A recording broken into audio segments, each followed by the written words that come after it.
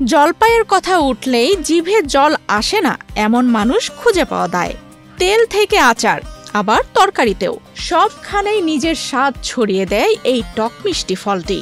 সেই লোভনীয় জলপাইয়ের সবচেয়ে বড় হাট বসে দেশের একদম উত্তরের জেলা পঞ্চগড়ের দেবীগঞ্জ উপজেলার দেবদারুতলায়। আশপাশের 5 জেলার জলপাই এসে জমে এখানে, আর সকাল হতেই শুরু হয় কোটি টাকার বেচাকেনা। এটা বাংলাদেশ উত্তরবঙ্গের পঞ্চগড় জেলার দেবগঞ্জ থানা।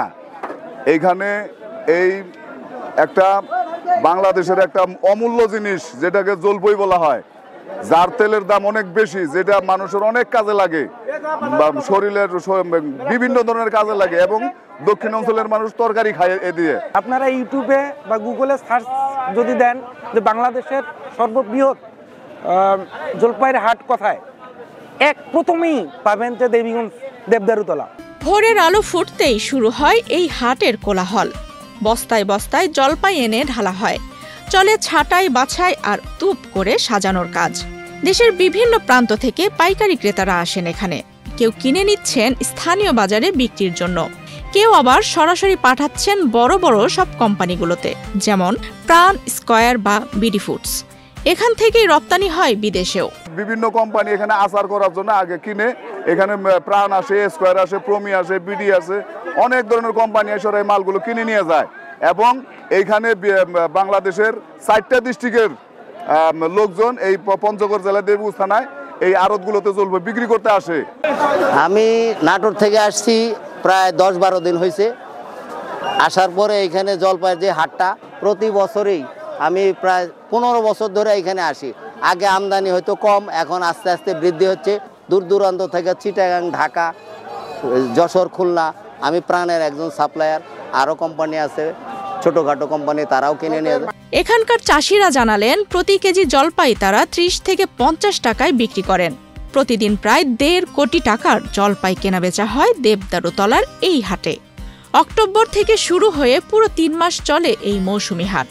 মানে বছরে 3 মাস জলপাইয়ের হাট হয়।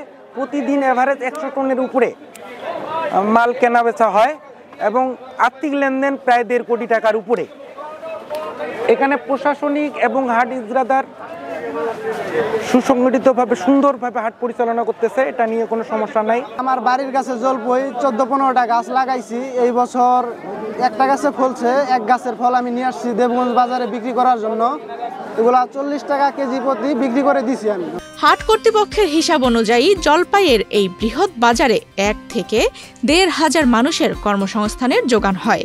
কেউ জড়িত পরিবহন ব্যবসায়, কেউ আবার আড়ত বা প্যাকেজিংয়ের কাজে ব্যস্ত।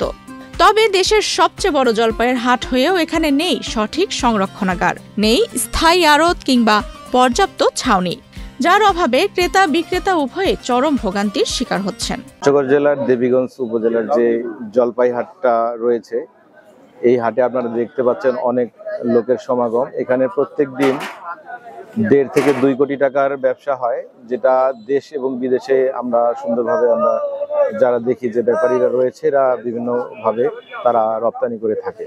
সেই ক্ষেত্রে বাংলাদেশের সর্ববৃহৎ জলপাই হাটে আমরা এখানে বলতে পারি।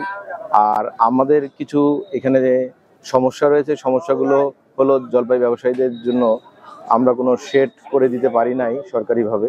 সে কারণে আমরা যারা এখানে ইজারাদার রয়েছে তারা নিজস্ব শেড তৈরি করে দিয়েছে তাদের সুবিধার জন্য। যেহেতু আমাদের পাশে চীন, ভুটান, নেপাল এবং ইন্ডিয়া এই সমন্বয়ে সড়ক আছে, সংযোগ একটি সড়ক আছে, সেহেতু কিন্তু আমরা এই হাটটিকে আরো বড় করার জন্য বড় উদ্যোগ নিতে পারি।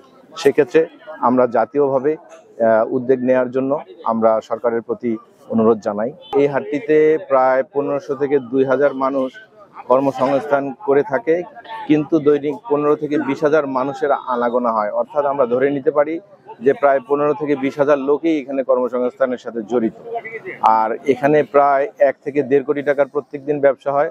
কৃষি সম্প্রসারণ অধিদপ্তর বলছে বছর বছর এই হাট আরো বড় হচ্ছে, আর জলপাইয়ের চাহিদাও বাড়ছে বহুগুণে। পঞ্চগড় জেলার দেবীগঞ্জ উপজেলার দেবদারুতলায় এই জলপাইয়ের মৌসুমী হাটটি অবস্থিত। প্রতি বছর অক্টোবর থেকে জানুয়ারি মাসের প্রথম সপ্তাহ পর্যন্ত এই হাটে জলপাই কেনাবেচা হয়।